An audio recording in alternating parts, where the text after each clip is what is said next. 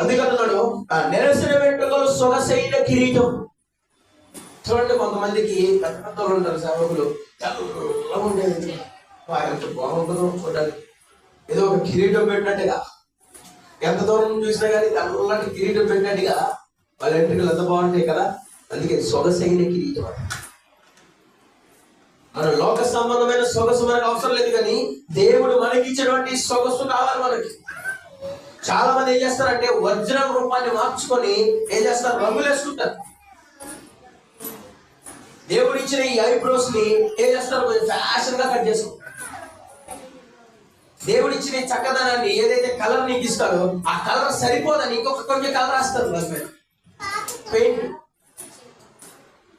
దేవుడిచ్చిన పెదాలు నల్లగానో కొంచెము గులాబీ రంగులో ఉంటే అవి సరిపోవని లిప్స్టిక్లు కొడతారు.